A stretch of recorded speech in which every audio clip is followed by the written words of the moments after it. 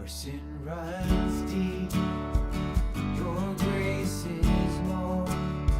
Your grace is found, is where you are.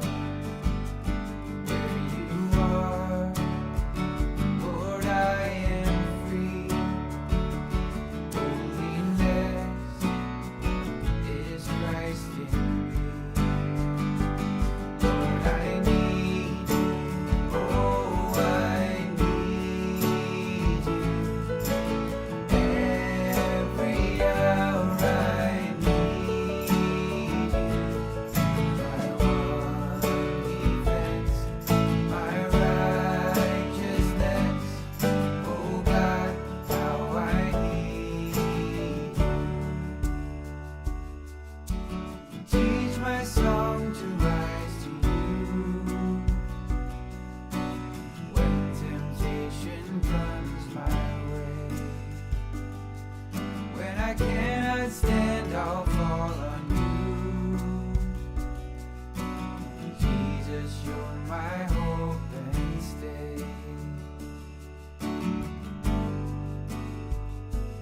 Lord, I need you. Oh, I need you. Every hour I need you.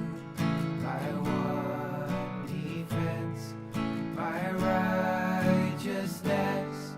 Oh God, how I need you.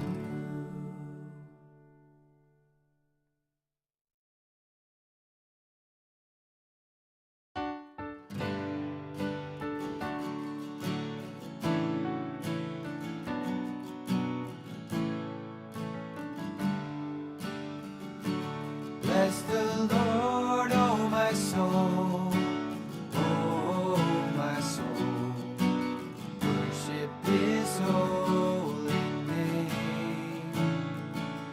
Sing like never before, oh my soul. I worship Your holy name. The sun comes up. It's a new day dawning. It's time to sing Your song again.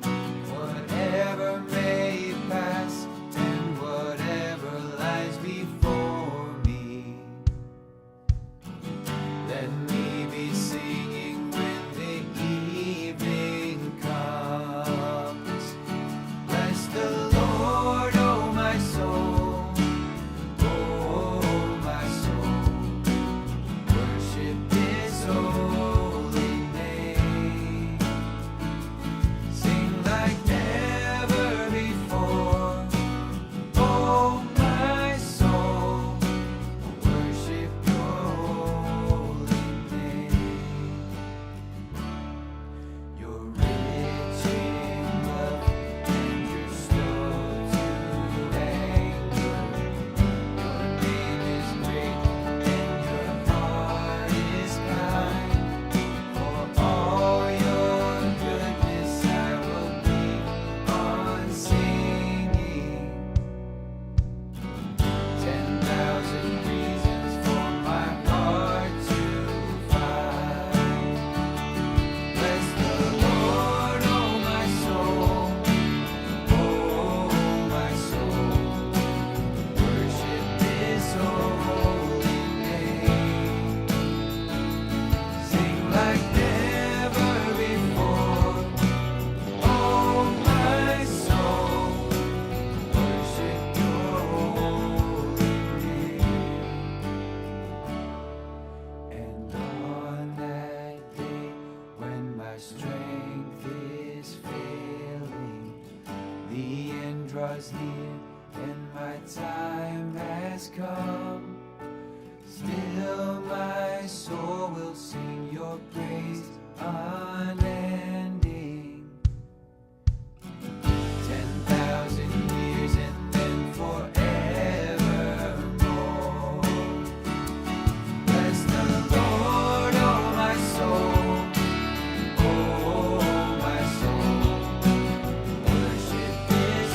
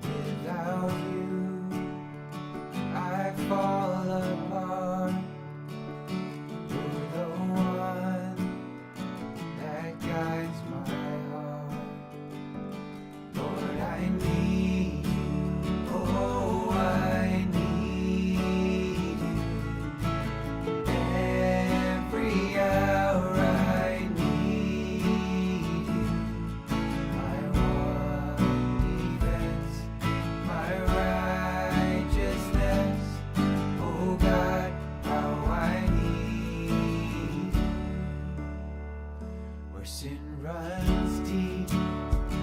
Your grace is more. Your grace is found is where you are. Where you are, Lord, I am free. Holiness is Christ in me. Lord, I need you. Oh, I need you.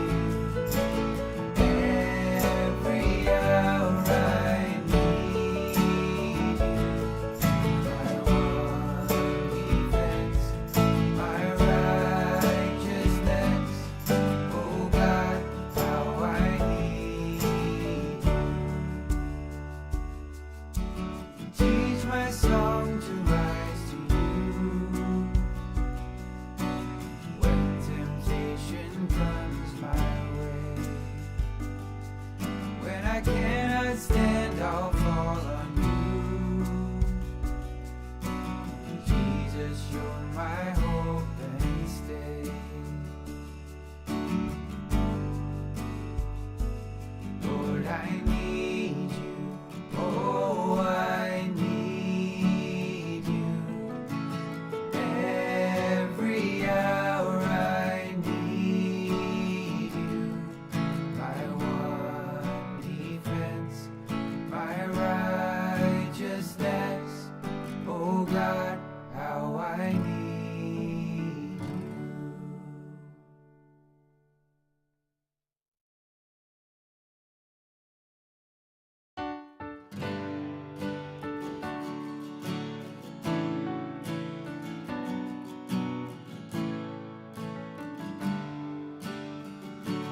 Bless the Lord, oh my soul, oh my soul. Worship His holy name. Sing like never before, oh my soul. Worship Your holy name. The sun comes up. It's a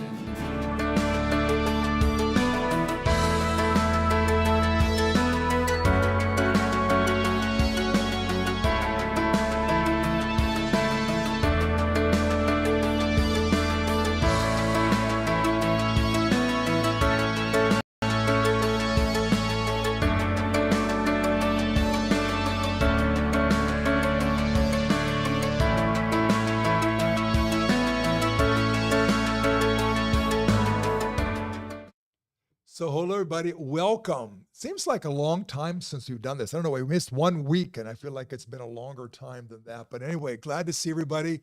Welcome to everyone. On my right, of course, is Marty and Karen Blaisdell, who is our expert on emotionally healthy I don't know about that. spirituality. No, you are.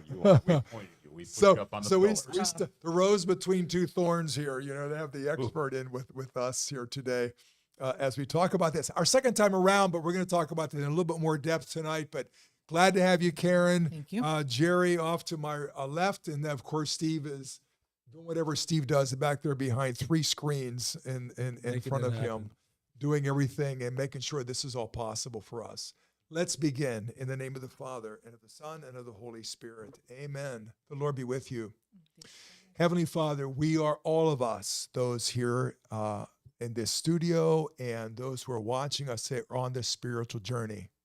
And this journey is about all different aspects of our lives, and most especially tonight, about the emotional dimension, probably the part of our own humanity that we experience the most, but maybe understand the least, or drives us the craziest sometimes because we don't really know how to integrate this into the rest of our lives. Tonight, hopefully we will get a beat on some of those things. So we ask you to be present with us, send your Spirit to dwell among us and within us, that we might know your wisdom and your truth. And we ask all this through Christ our Lord. Amen. Amen. So thanks, folks, for watching us. And again, it's our second time around talking a lot about emotionally healthy spirituality, and most especially, I think, the course that has just finished up last Thursday, and the future courses that will be happening about this really, really important issue. So I could turn everything over to Marty, and thanks for being here. And It's a pleasure. Karen, I'm good. There are folks at Omos that might be watching who know who you are, but we have people who don't belong to Omos. Yes, or we don't do. go- So who is Karen Blaisdell? And you can take as long as you want about this, whatever you think. No, seriously, because we brought you on. We know why you're here, Yeah. but I want people to know why you're invested in this. So this isn't just, oh, here's somebody's opinion about it. Okay. Well, I would say I'm a cradle Catholic who caught completely on fire after Alpha. And I was talking about that today. It was kind of a revitalization of my faith. And that really got me started. But I had been on the road for a while as far as my journey in my faith. But I think it's just the idea that I'm kind of moving ahead a little faster than I had in the past. I'm a mom of 3 adult kids. My oldest is 25, and Maggie's 23, and Eli's 20. You get married And- when you were 10? No, I wish. No, I got married when I was 30.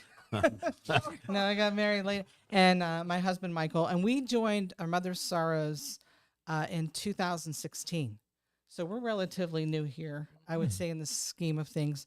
I think you beat us by a few years, but a couple, we just a can't- couple. yeah, and we came in May, and all of May, Father Mark's like, okay, Alpha, Alpha, Alpha. So in June, we thought, okay, let's try this Alpha. And we did. Michael and I did, and our oldest son did. And a real quick story about that is our oldest son was not interested at all. And he was a freshman at Bucknell at the time. And I said, okay, you're going to do Alpha with me. He said, no. I kept asking. Finally, one day he said, okay, rock, paper, scissors. I win. You never asked me about Alpha. You win, and I'm in. I'm like, okay. So we were driving in the car. When we got to the driveway, I said, okay, rock, paper, scissors. He said, oh, okay. 3 times I won. He said, I am the rock, paper, scissors champion at Bucknell University. And I looked at him and I said, that's the You Holy were. Spirit. Yeah. I said, that's the Yeah. Holy Spirit.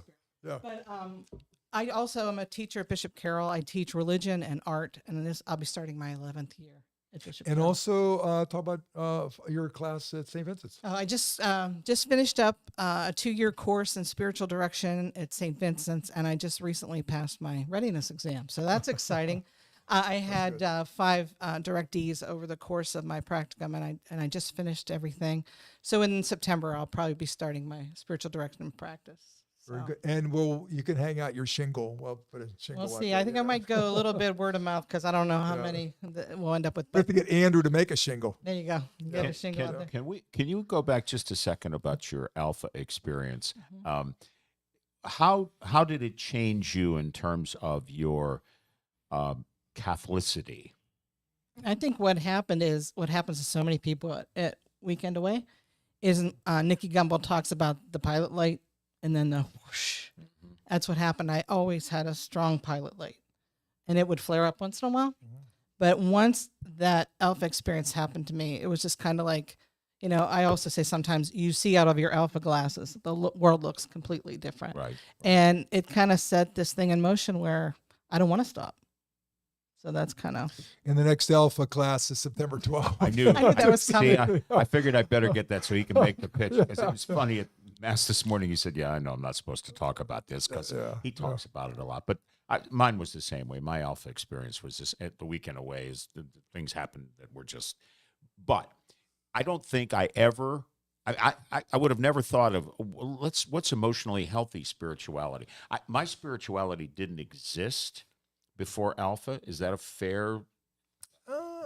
I mean, I don't, or at least I didn't think it existed. I didn't know how to recognize I think it. spiritually means a little bit more purposeful than just, Right. But I mean, I don't think that I had that before. I'm a cradle Catholic as well. And, I knew all the, stand, kneel, do all of that stuff. And I knew that I could go and confess my sins and all of it, but it just never seemed to have this, I don't know, it's its own life. Okay. And then when I knew we were going to start doing this, and Father said, well, you got to read this book. And I remember Jerry saying to me, this Emotionally Healthy Spirituality by Scazzaro. And Jerry said, trust me, it's like nothing you've ever read. And that doesn't even begin to describe the impact of this. Mm-hmm. So how did you get to here?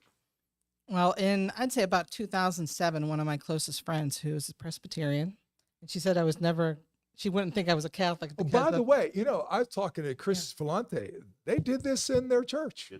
Yeah. So anyway, this is out there, Yeah, it's it's out there. out So there. anyway, sorry. That's okay. Well, she gave me the book, and she said, "I think you need to read this," and it really, Which is it what you did to really me. changed my life. And I think what I started with, my first takeaway was the Sabbath, and I was always kind of more serious about that. And even with our kids, like we didn't do anything on Sunday that. We didn't go shopping, we didn't go grocery shopping. We tried to, stay away. And I had a lot of people that would question me, well, if your car broke down, would you go to the shop? Those kind of questions, yeah, they miss the point altogether because it's this idea of Sabbath and setting aside that time for God. So we did that in our family. And I tried to read the book every other year, so that I could keep a handle on it because you can lose that stuff. So I always, but I credit Beverly Ramsdale from Carrolltown. She's the one who got me started. And as a kind of favor back, I made her take Alpha, and she loved it. So that was great. So spin that web into how you came about to teach the course here at Almost. Well, that's kind of an interesting story because last Christmas I gave Father Mark a book. And I hate to tell tales, but when I give him a book, I figure he's not going to read it because he's got so many things to read. So I was surprised in February when he said, I started reading your book. I'm like, Why don't you give me that long Great. before that? no, it was just Christmas this past year. Okay. All right. All right. And I said to him, he said, this guy he wrote another book. I said, really? He said, yeah. You gave me this one. Yeah, that one I gave you Christmas. Okay. Healthy, Yeah. emotionally healthy discipleship. Yeah, Yeah, that's the one I because first it's read. more Okay. for leaders Okay, and okay, yeah, church I got leaders. it, got it. And I thought, well, that'd be a good one for him to read. And then he's like, oh, you won't believe this, but this guy wrote another book. He said, it's called Emotionally Healthy Spirituality. And I said, really? I said, go check your bookshelf. Because I gave it to you like 6 years ago. That's the one. That's And the then one. the best text I ever got from him was, yikes, it's on my bookshelf. So that's kind of what happened. And, that after that, and he read that book. And a new And you know version, what which is- bookshelf it was on? It was on the bookshelf of books I get that I'm going, I have a bookshelf. Bookshelves do you? I have an one, You know. have an well, I And it's can't- like, And then I'm not going to read this. And all of a sudden she says, well, I don't know where it is. I went, oh, it's in that bookshelf too, right there. It was on like the discard pile almost. And I says, oh, I'm going to read this darn thing because this was good, So anyway, sorry. Yes, that's okay. So he said to me, well, I think we should bring this to Elmo's. I'd like you to teach it. And I said, okay. And that's kind of how it got started. I don't know if you. Yeah, because I thought they're the best one to teach the course, and I really think, and I think one of the big convictions of all this was we still have a tendency to puddle around in the shallow end of the pool. But how does anybody kind of get you into moving further into the deep in different ways? Well, this guy, I think it's interesting. He's an evangelical, right. but he has had the courage to read extensively in pretty much every tradition there is out there, including Catholic. And he has synthesized much of the Catholic tradition, which is, I think, our gift to the created, to the Christian world. Our gift is the depth stuff, the depth spirituality. And he has synthesized it in a fashion that I think is quite readable for many, many people, which a lot of times, a lot of the Catholic writers haven't done. They're kind of dense and they're kind of hard to read. And I went back and I've read others because of reading this. And then I go back and read others, like, for example, Thomas Keating. I went back to read him again and went going, oh, that's what he's saying. That's what he's saying. Because I can relate both of them back and forth together, which I did on my retreat, which maybe we'll talk about next time. But that's kind of like the way I thought this guy has synthesized it in a fashion that's readable and understandable for a lot of folks. That's my thought. And I think, too, if I got to add one more thing, is we talk about intentional discipleship. Yeah. Well, if you read Sherry Waddell's book, that's a very good book. It has a lot of good information. But I think what I like about his book is it gives you practical ways to become Exactly, yeah. an intentional disciple, because that's really what we are. So for those that didn't have the opportunity, and would you have 40 people in that first class? Or 43, something yeah. Yeah. And it was closed like immediately. I mean, Because there's too many people for the room. Yeah. and so what did those folks, what do you think, what did you hope those folks would get out of that class, and what do you think they got out of that class? If anybody's watching right now that took the class, you can jump in and say anything you want about the class. But Karen, go ahead. Yeah, I think I have a couple notes on that because Remember when I told you I Yeah, jump around? you a were going to lot? move around. That's okay. That's okay. I'll go with the flow. Yeah, right. What number are we on? Okay. No, sorry. Yeah. I think, and one of the important takeaways, we had a couple people give testimonies at the end of the class, and it was this idea of living somebody else's life because we're afraid to be authentically ourselves. So we want everybody to like us. So if everybody likes you, then there's a lot of things about you that you're either hiding or you're not being honest about. And when you The look curse at of priests. right, and when you look at Jesus and you see how many people he got angry, like he made a lot of people angry, including people who lived in Nazareth. The Pharisees, the scribes, all these people. He didn't mind making them angry. He was okay with not everybody liking him, and I think that's a huge takeaway. And one thing Michael said, my husband said, is this idea is, we think that we're making this difference in our lives, and what does it really mean? But when you start to see all the changes it makes at work, it makes changes at church, it makes changes in how you deal with your spouse, how you deal with your kids. We're not supposed to live as compartmentalized Catholics, but we do. And we think, well, I can do this at church, but I could do something else at work. It has to be all integrated. And that's one thing about this course, especially for Michael, that he really got a lot out of. Yeah, I think the people I have talked to about the course, I think the big takeaway, a lot of them was actually praying as opposed to saying prayers. And for example, experimenting with silence.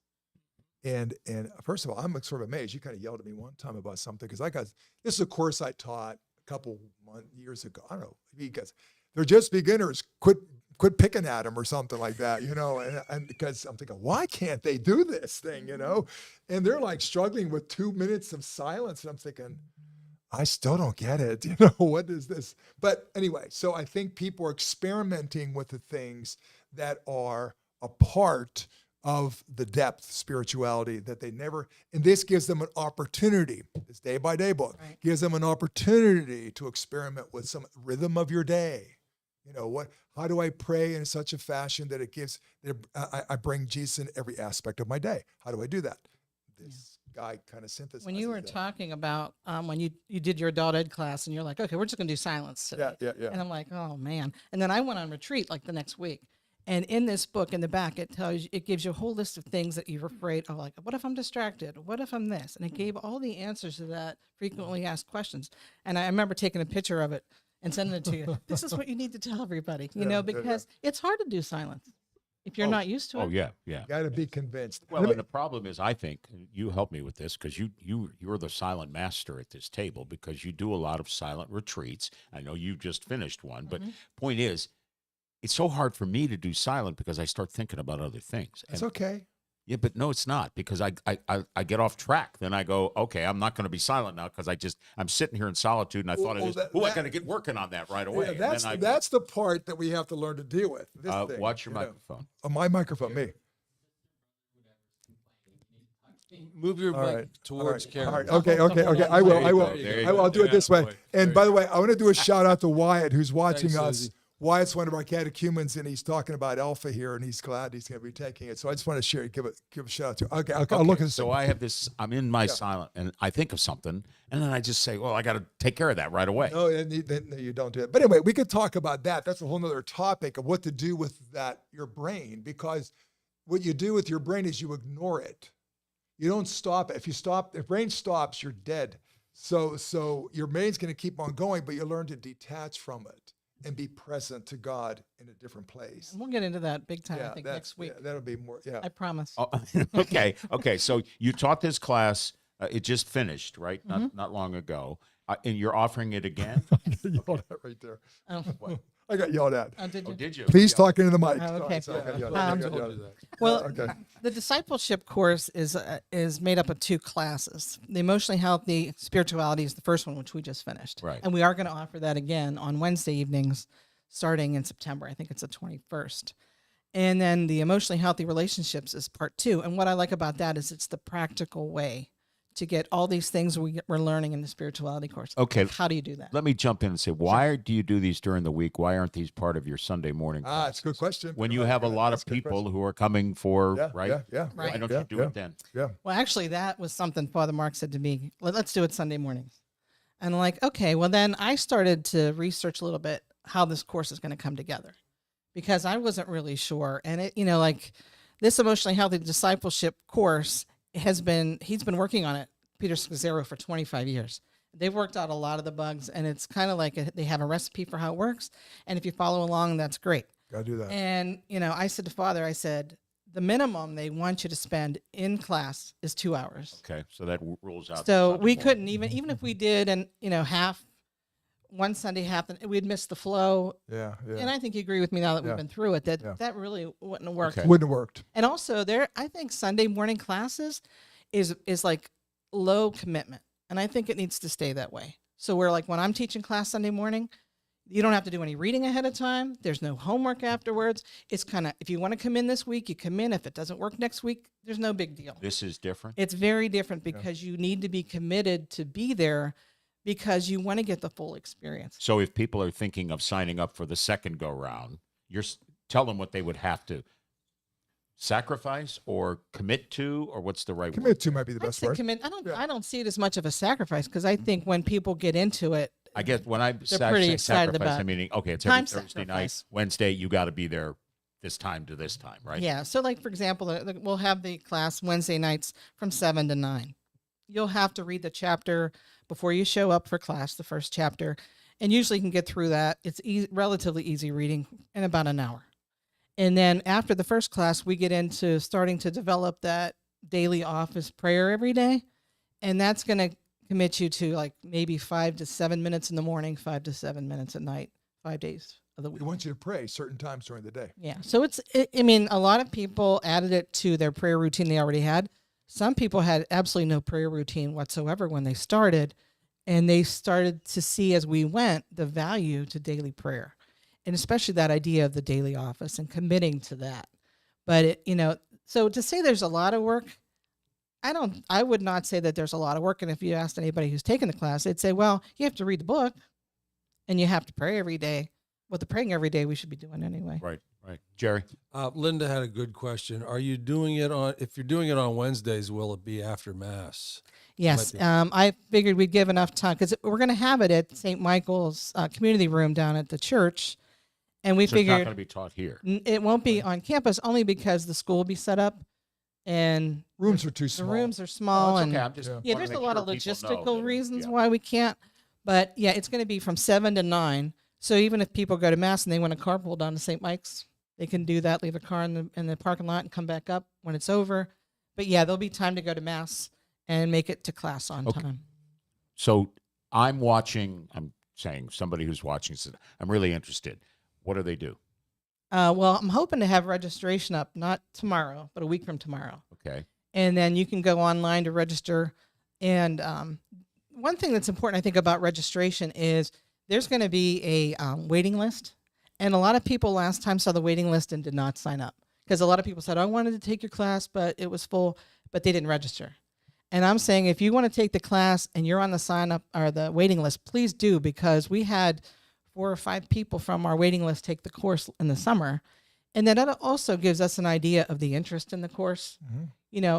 Are there people that really want to take it? Is there, will it warrant a class again? Okay. And that's what I want to get to now. What It's a do I perfect post-alpha class, yeah. what do I have to, in my own mind, if I'm going to take this, what is the commitment you're asking from me? Not in terms of reading and praying, but deciding that, yes, this is something I want to do. Who should take this class? I think you need to ask yourself if you're ready to journey a little further in your spiritual life.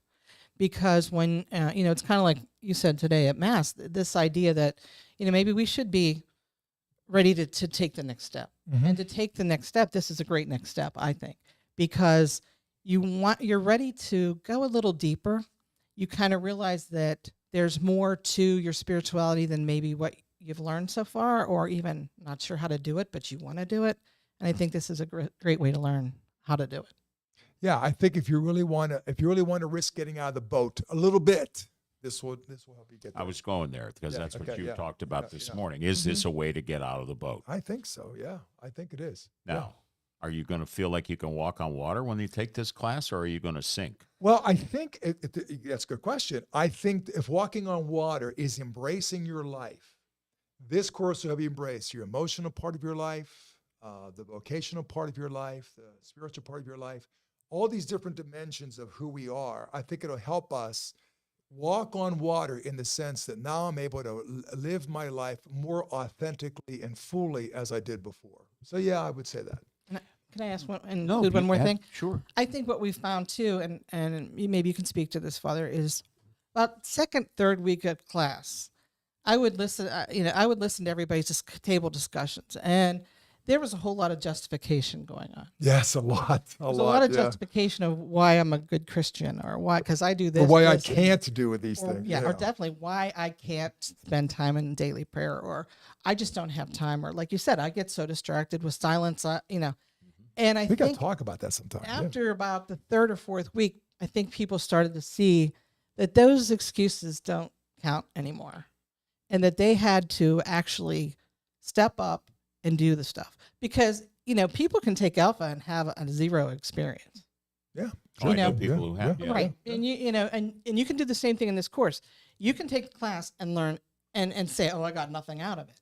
But it's kind of like if you're willing to be vulnerable and you're willing to learn and you're willing to say, okay, I'm going to make this work. It's that commitment you talk about or the convincing. Exactly. Oh, of course, I know people that went to Alpha and says, oh, same old, same old.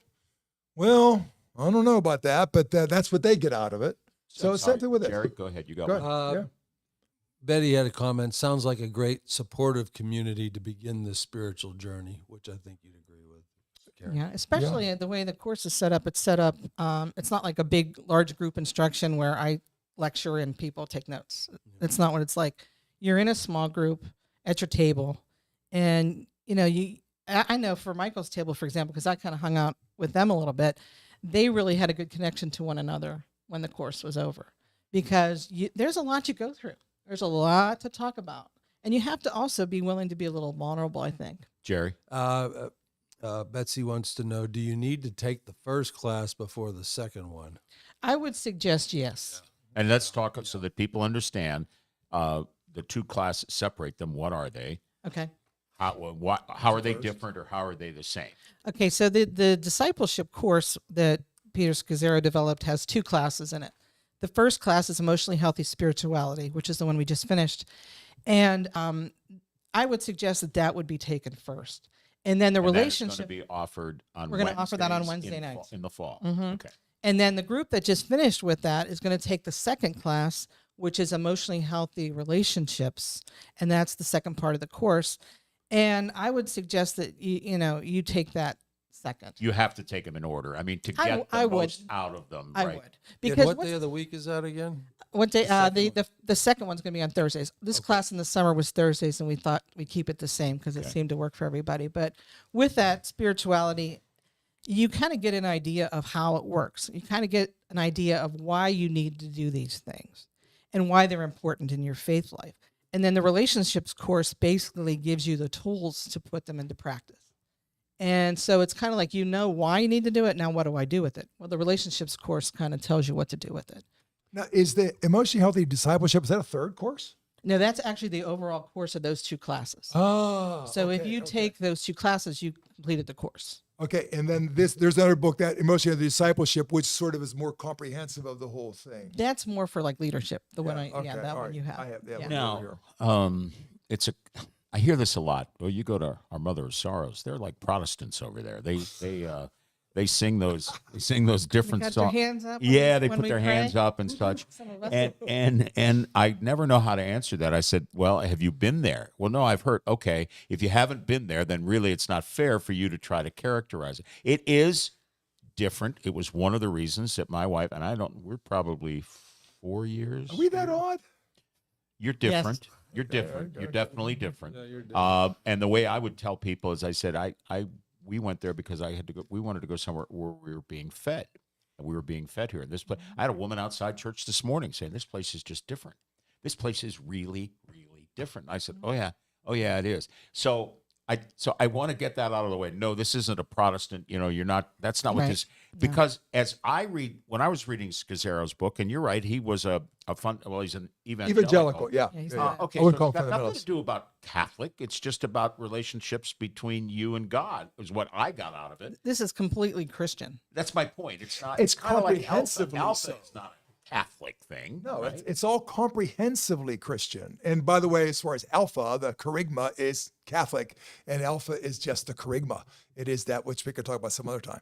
But this is comprehensive. I mean, he pulls from all different dimensions of the Christian tradition. So what I'm trying to say is, this is not like, one person said to me once, "Well, I went to Catholic grade school," and I said, That "That's is too like bad. that's a drop in the That's too bucket." bad. That's too bad." And they That had means nuns, nothing to me. And it was a different, Yeah. totally different atmosphere. And this isn't about rote, learning and memorizing and all that. This is more about exploring your own soul. It's isn't it? catching. Yeah, it's Yes. catching something. And I think too, and I hope this isn't a heresy, so you can. tell me. yeah. But I maybe. think what I found for myself when I came to Our Mother's Sorrows is in some other parishes and where all over the world, it's kind of like you can worship the church or you can worship Jesus Christ. Mhm.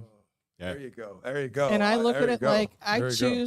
I choose to use not to use the Catholic Church, but I choose to be a part of the Catholic Church because it's a vehicle for me to get to Jesus.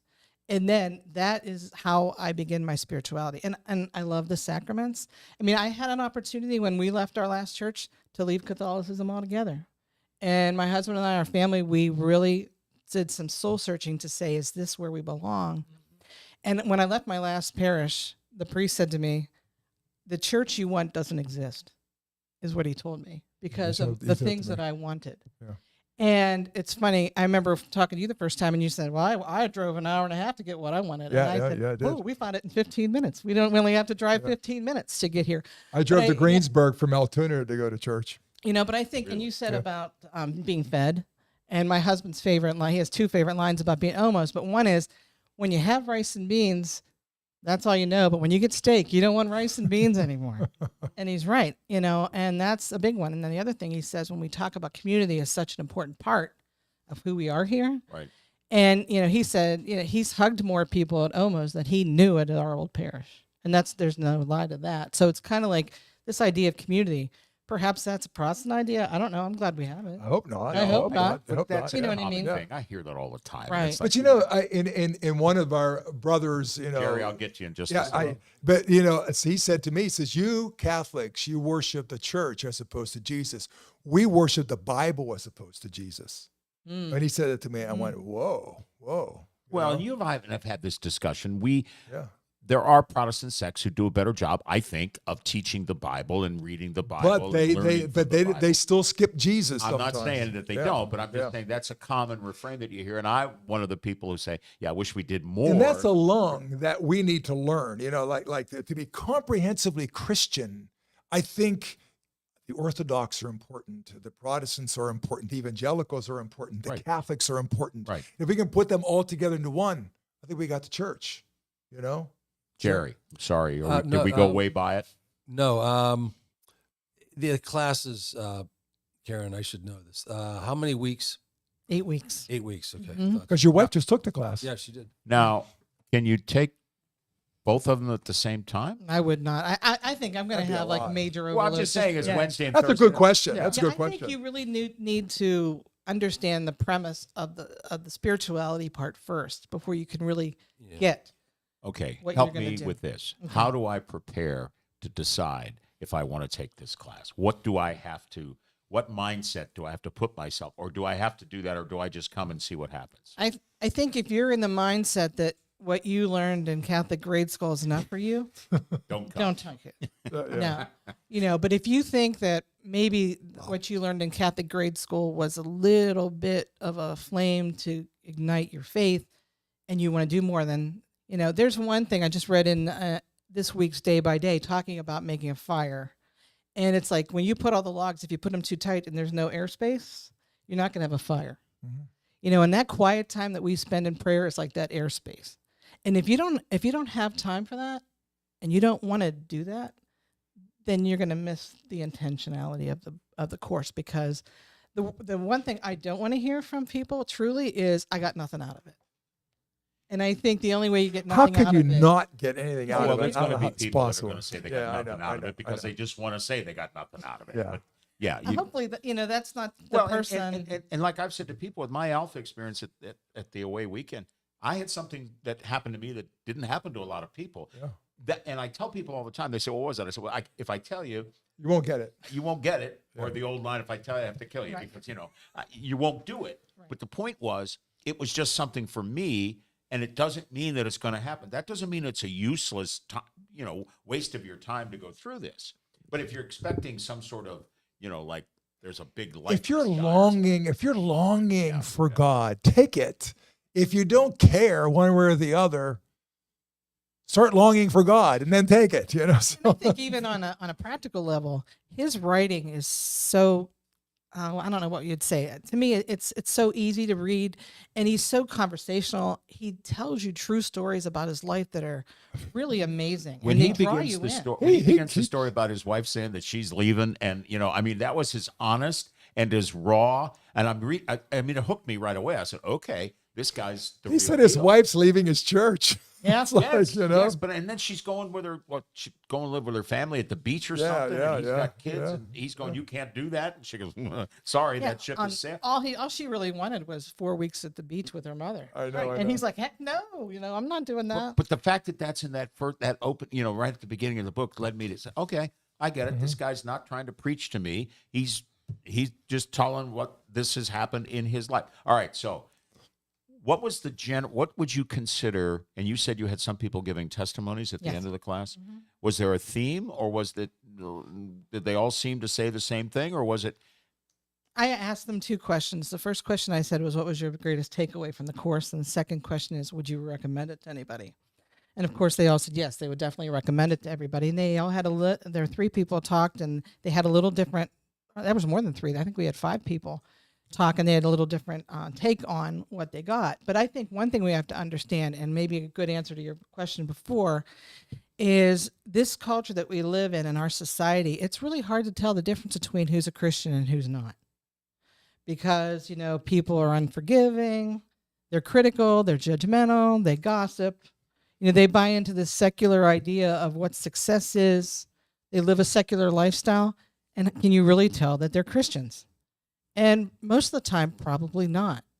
And I think what this book does do for us is it helps us to live like a disciple of Christ, which, means you're not going to be gossiping. Your success is going to be found in your relationship with God, not in how high you climb up the ladder or how much you do things like that. And I think what happens is, when you think about, almost what it's going to be like if a lot of people take this course. I mean, imagine in a place where the entire parish lives like Jesus. I mean, Wow. can you imagine living and being surrounded by loving people who aren't judging you, people who care about one another? They're honest. They're their true selves. I mean, can you imagine a community like that? Yeah, more and more evangelicals are getting kind of honest with themselves. Catholics have done some of that because of the scandal. He writes, church members divorce their spouses often as secular neighbors. Church members beat their wives as often as their neighbors. Church members give patterns indicating that they're almost as materialistic as non-Christians. White evangelicals are the most likely people to object to another person's race, a neighbor's race. And I know for us Catholics, it's like the abortion rate is exactly the same as the secular world. So how do we as Christians begin to live in we can't live like this and call ourselves Christian, and yet we do all the time. We'll go to church and do all these churchy things and then turn around and go out there in the world and look exactly like the rest of the world. That's what's got to stop. I think we can't be that way and try to attract people to our world that we live in. Okay, the book Emotionally Healthy Spirituality. This is one of your questions. The iceberg, Okay. the symbol of the book. What's the significance of that? I mean, it's a nice looking cover. It is a nice graphic design from a graphic design standpoint. But I think what I believe there, and I know he talks about this a lot when you read the book, is this idea that our spirituality, we only really utilize the top part, the top of the iceberg. But there's so much about us that makes us who we are that we never explore. We don't look into like, Well, do my parents and how they raised me have any influence on how I treat people? Or, do the issues that I had in my past, or even problems that I've gotten through, do they make a difference in who I am? And we don't take time to reflect on any of that. And that's one thing that I like about this course is we reflect on even who are we? Like, do we even know who we are? And most of the time, we don't. We have this false self that we believe is truly us. And if we dig down a little bit in that iceberg, we'll find out that in many ways we're a fraud. That's part of the genius. What I found in the book, he really helped me to articulate in a much deeper way this false self that I have. Jerry. Karen, Father Mark's brother Susie has a question. Is there a way to offer on TV or Zoom, or is it too personal? I think I know your answer to that. Meaning good if question. you can't come. to Yeah, class. that'd be Yeah. too hard to do. I would say they do offer an online version of the course. So when I did the training that I had to do to be able to facilitate the class, they do an online version. So that might be something that we could explore at some point. I think that there's a value to being in the small group. But if for some reason you can't, if you do purchase the workbook, they have a place where you can sign in and get all the videos that we used in class and do it. But I would not suggest doing it alone. If you're a married No, I couple, would not suggest even that. a married Yeah, couple that want yeah. to do it together, I think Barb and Rich did it this way because they couldn't come Oh, I on didn't know Thursday that. nights. Didn't know Yeah, that. so she said to didn't know me from Altoona that they were just going through the workbook with the videos, and all that stuff is free once you purchase the workbook. And if you get the workbook set from the Emotionally Healthy Spirituality site, you get all 3 books and access to the videos. Yeah, and Russ, he's on YouTube. I've watched him on YouTube. He's on YouTube. But I would agree, and that's an interesting thought to do this thing online sometime. That's an interesting thought. Well, because it may not be possible to get people together at a certain. Yeah, they're talking Ephrata, and a lot of these small groups people have. We have people in Philadelphia, you have people in Pittsburgh, you have people all over the place. Jerry. Joyce said, that's a comment, and then I have another thing. When people say they don't get anything out of it, I wonder how much they put into it. Yeah, be open-hearted. And why don't you read Kim? What do you read Kim Yeah, wrote? Kim's. This class is an internal journey, Kim Belsky writes. Crescio and Alpha set us on fire, but we are all wounded and we need to take the next step. Peter took the journey, and so do we. And I Kim think this is actually, so She did that. She gave a testified to beautiful that. testimony Yeah, in she did. class. She did. Yeah, she did. It was really phenomenal. This idea of, are we on fire for Christ, and what do we do with it? Right. How do we go? And that makes such a difference. But I think when you talk about taking the course online, I mean, that's definitely, I think, We got to think about that one. yeah. That might Now, be a see possibility. that's like I think I was saying others. We're doing 9 different adult faith formation courses in the fall. I'm not teaching any of them, and there's all these different really capable people doing all kind of great things as far as that's concerned. I'm sure someone can pull that off, somewhere along the way. To Well, it do would that. make sense because if you could offer it, you'll reach many more people if they can do it on their schedule rather than on our schedule. Yeah. Right? Or- People who want to invest but can't be here on a Thursday night or a Wednesday night. Now you got me thinking about that one. Okay, we'll talk about Yeah, that. the yeah, next You that's- think meeting. you can get that kicked off in 2 weeks? Ooh, No, no. That would be something. We'll kick that off in the wintertime or I something. can say that really to get this course off the ground, it was over 3 months of planning. Yeah, it was. Yeah, it was. I started in March, hoping to be ready for June, because there were a lot of classes that I had to take to know how to facilitate, and then also we did a lot of table leader training to help our table leaders, which were amazing. I have to shout out to all my table leaders. I had Beth Natty and my husband, of course, Rick and Evie West. I was in their group. Yeah, Yeah. Jess Smith and Kathy Vigna, and then Ed Sheehan filled in for us. So to have them in the pilot course was the perfect way to go, because they were so willing and they were so honest with their table, and that's what makes such a difference. They weren't afraid to jump in and lead by example. In your notes, chapter 1, Scazzaro says how to here we go. diagnose if you're emotionally unhealthy spiritually, to see if the book or the course is for you. So if people are watching this, they're thinking, well, maybe, okay, help us. How do we do this? And I know there's a whole bunch of them. And There are. yeah. and I thought about that, and I started open. I thought, well, I can't do pages 22 to 36. We don't have enough time. Right. But can you frame as to how, like, is there an overview of that without getting What's into some this? Ooh. We're running out of Okay, time, so- okay. I think there's a couple things in here. Maybe even if we just touch on the first one, Okay. this idea of using God to run from God. So what does that mean? That sounds kind of interesting. I think what happens is we do a lot of churchy things, and those churchy things we do keep us really busy doing for God. Tell people what you mean by church. Okay, so in my old parish, I mean, Father talks, he says churchy Okay. a lot, and I don't know that everybody understands what you're trying to say. I do. I have a get good it. example. I was at my old parish. I was on a weekend retreat with LaDonna, confirmation retreat, and LaDonna McCurry, good friend of mine. And I said, I just feel like I'm crazy busy all the time.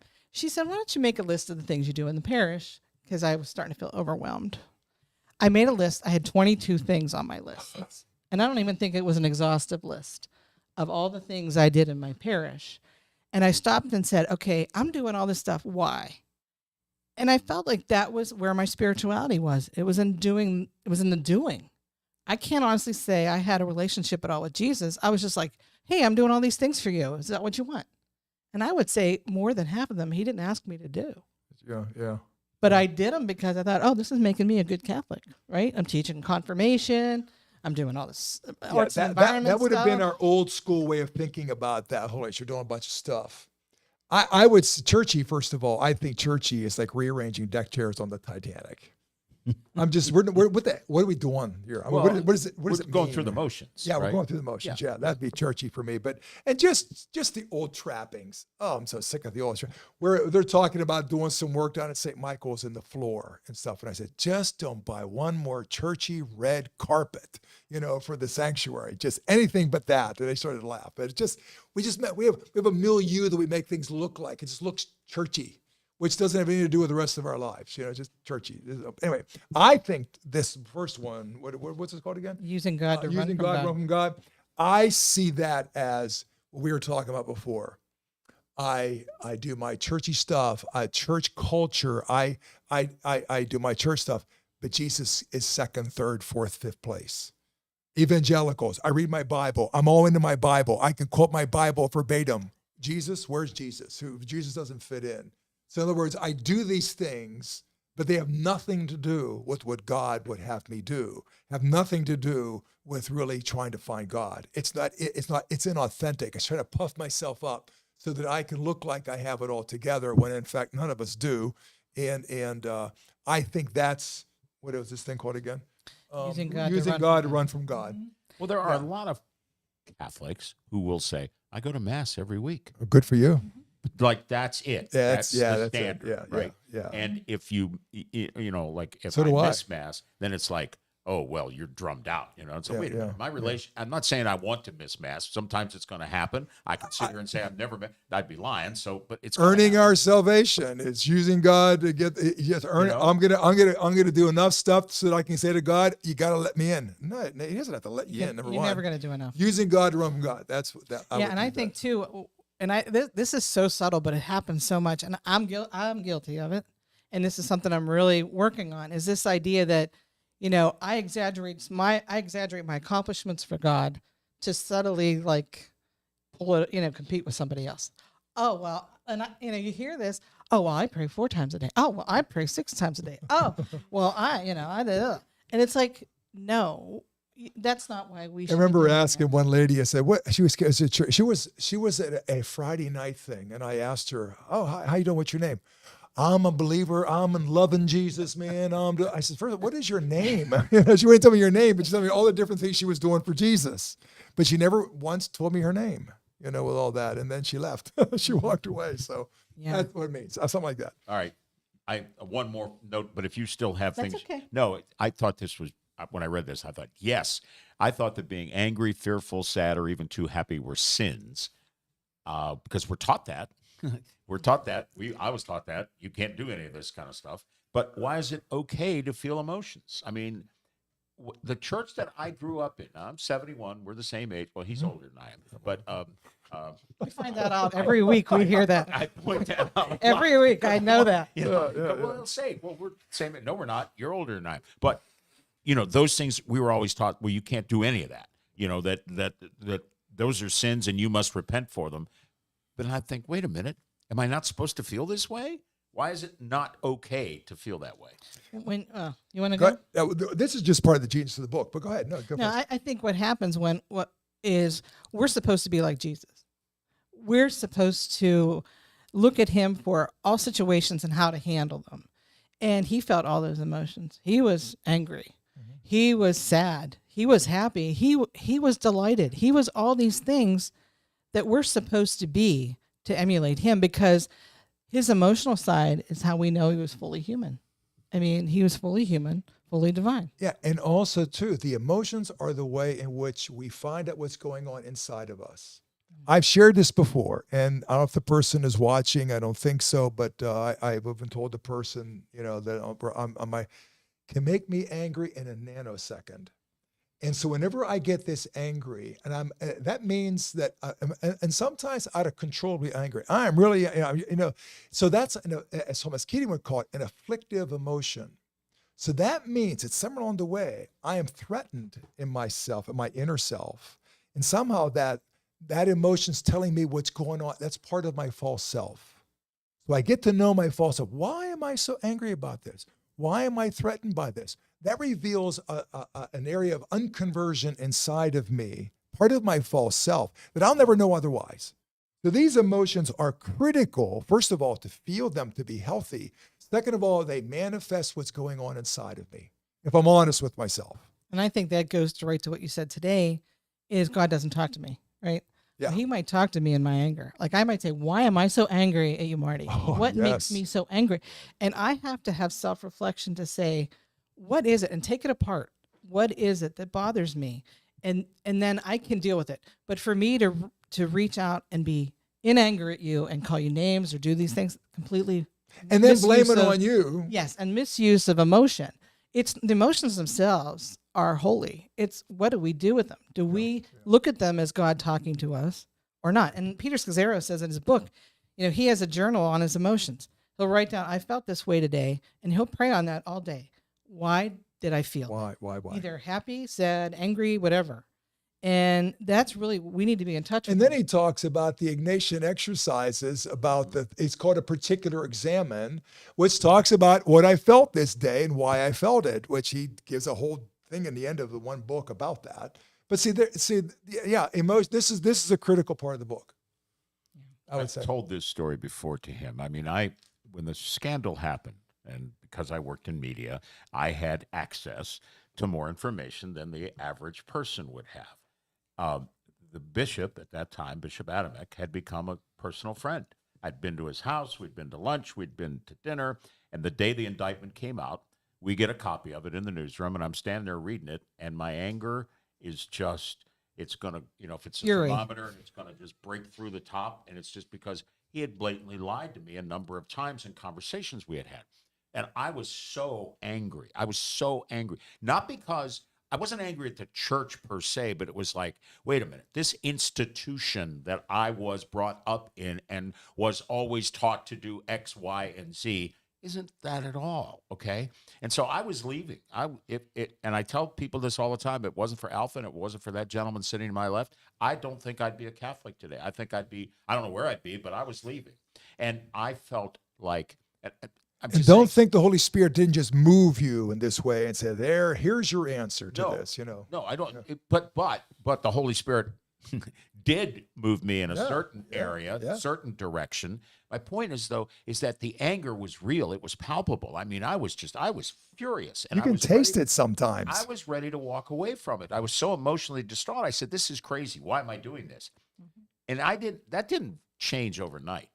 I still have that anger within me. We can, Okay. yeah. So that's okay, is what I Well, guess is yeah, where I I'm think getting to. one of the I things think we try to get at it inside yourself. you can't ignore it. No, Yeah. No, that's you my can't point. ignore That's it. why Yeah, that's where I'm yeah. going with this. And I think what happens too with that is Peter Scazzaro says at the end at the last class, this could take you 7 to 8 years. Yeah, this isn't an This easy isn't an overnight. No, Right, you're not going to right. say, "Oh, 8 weeks, I'm great.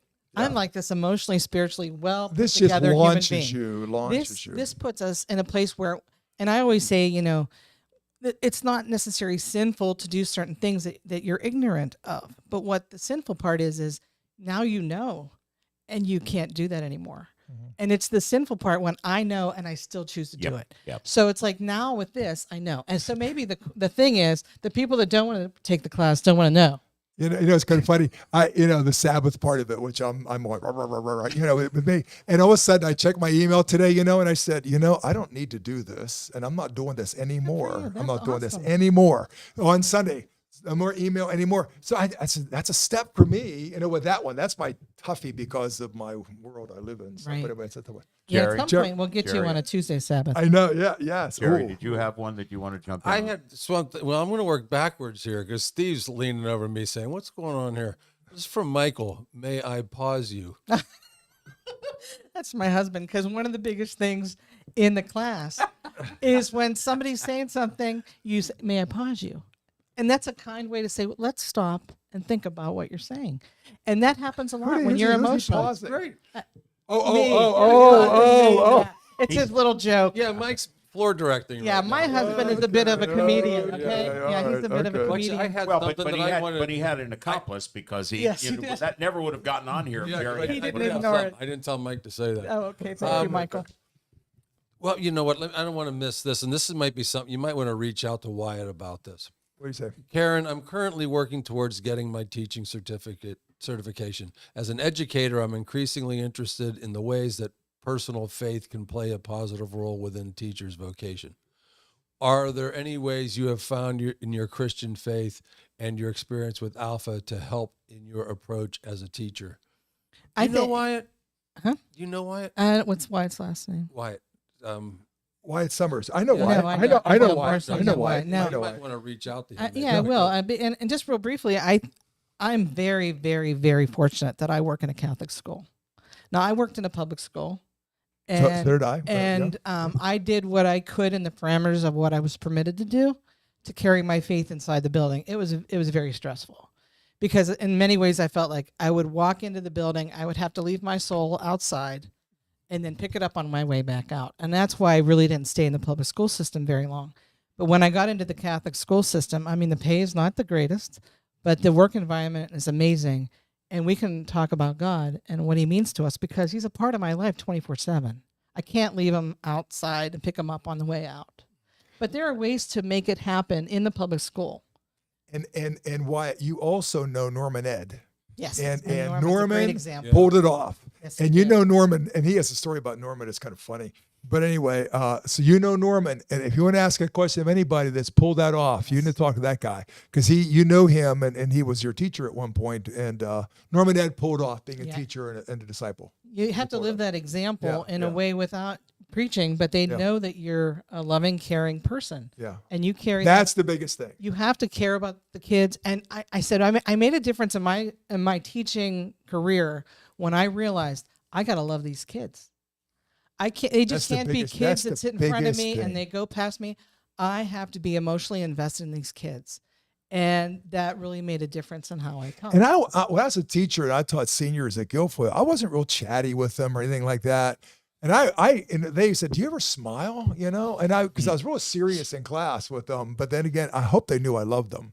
But I never was. I was not chatty. I wasn't their buddy or anything like that. But Yeah, change. All right, I want to get to the last two Yeah, questions yeah. in your notes. What does Scazzaro mean when he says that we should live with limits? Oh, that's a really good one. I think what happens, and I think this is cultural. A lot of people grow up telling their kids you can be anything you want to be. Right. Right. Yep. There are no limits. So the sky's the limit. You can do anything. But you know what? We have limits. Yeah. Some of my limits are the fact that I'm a middle-aged woman. Some of my limits are the fact that my kids aren't little anymore.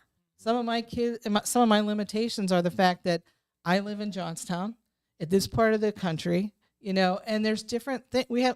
None of us can do everything. yeah, I knew in the middle of my seminary career that I was not an academic. I just knew it. That I know would what have an never academic guessed is. No, I'm not. No. Oh, No. my, I would No. never guess I that. know academics, and they are in another world I altogether. would never think of you as anything but an academic. Yeah, I really, I'm convinced I'm not. I'm with you guys. I'm with you guys with all this. But I just knew I wasn't, and that was a limit And I'm fine. The thing is, I think the question isn't you can do what you're called to do. What am I called to do in my own skin? That I think is what. And those See, the limits way- are a gift. Yeah, Yeah, I mean, they're a gift so that we don't go off the wrong track of what God has in mind. Quarterback for for the Pittsburgh Steelers. Raising our kids, I don't think we told them they can do anything they want, but I always tried to stress on them, go ahead and try to do whatever it is you want to do. Yeah, Like, then don't be you might find afraid your to bliss. try. You might find your bliss. I'm not telling you you're going to be able to do everything, but if you want to give it a shot, give it a shot. I'm See, with that. See I'm what with that. happens. I'm with that. Yeah. All right, the last one, and you call it a tough one. Do we judge other people's spiritual journeys? Of course we It's do. in my DNA to Oh, do that. we stuff, do you that know? all the time. Yeah, I That's do part that. of our. That's part of And our. I tell my mind to churchy shut stuff. up. I tell my mind to shut up with all that too. That's our churchy stuff, isn't it? John Livingston one time said to me, I still struggle with this whole idea of leaving mass early. Oh, that just grates on me to such a degree. And I was talking about it yesterday to Joyce about, anyway, we were talking about that. And John Livingston, I was talking about it at a staff meeting one time. He's kind of wagging his finger at me. He says, your job is to welcome them. That's it. It's almost like, okay, so it's because I'm judging people, when I'm doing Well, that you judged stuff. me a few weeks ago. I because did. I get that you. I did. See, I don't normally do this, but mass had gone a little bit long, and I had to go. So I waited until we were singing the last hymn, and right before we get to the last stanza, and I go out. All of a sudden, I'm in the parking lot, and I hear this, "Hey, Marty." And there he is. And I thought, okay, I'm sorry. I didn't really, and I disarmed you. I never do that. I don't want to leave, but that day it was like your final, when you do your announcement. Yeah. God, he's never going to stop. And I look at my watch. I said, we're way behind here. I got to get out of here. But okay. Well, one thing, if I could just add real quick, So that is killed it, there killed it. are times when we are called to call each other out, and that's different because you call each other out of love. It's different than judging somebody from afar, saying they should be doing that. But let's say I see you doing something wrong that I think is really detrimental to you, and we have a relationship. That's very important. So if we have a relationship where we can talk to each other, we should be able to tell each other, I think you're falling short here, or I think you need to do That this. is actually Wednesday's liturgy of the word. Wednesday's gospel is about that very thing you're saying, right? Yeah. All right, Jerry wants to get one last I one. want to squeeze one thing in here. This would This you is a say a text. course like this, because of its content and where people journey to finally want to do this? To me, this doesn't seem like a course you'd take the week after you've gone through Alpha. I don't know. Is it too? I don't want to be judging. Is it ever too soon to No, take it? my personal opinion, and you can tell me if you disagree, is Alpha is completely for evangelization. It gets people ready to go. Now here we're starting to move a little bit, getting our toes wet into This is catechesis. catechesis. Yeah. I think So this- everyone should take this. I Yeah. mean, Yeah, everybody. Alpha Yeah. Chrysia, this is like, because it's like, okay, now I'm a Christian. Well, you're like a member of the Kiwanis. You're not really living it and taking it all in. Right. You're not going to do that And this until is you years. take these steps. Karen, Yeah. we're about out of time. Okay. What's going to happen next week when you join us again? What do we have to look forward to? I think we're going to concentrate on chapter 6 in the book, which Which is is? Sabbath and the daily office. And I think I'm going to talk a little bit about my silent retreat experience, because that's a big part of taking time away as a Sabbath to kind of refocusing on Jesus. And I think that, a lot of people say, oh, how can you do an 8-day silent retreat? Well, it's not that hard, That's not. but it's a big leap for someone. My first one was last year and I was a nervous wreck. So we'll talk about that All a right. little bit next week. Yeah, because what you really have to deal with is your mind, as you're talking about. That's the issue. That's where the noise really comes from. It isn't the outside noise that's a problem. It's the inside noise. It takes about 3 days till you don't talk to yourself. Yes, Karen, yes, thanks. Yes. Thank you. Very, very. Time. Yeah, we're Oh, yeah, we're out yeah, of time. yeah, So you want to say goodbye, Father? Yes. Goodbye, everybody. Thank you for joining us, and keep watching and ask us questions as we go. We'll see you next week about we just develop emotional healthy spirituality number 3. Bye now.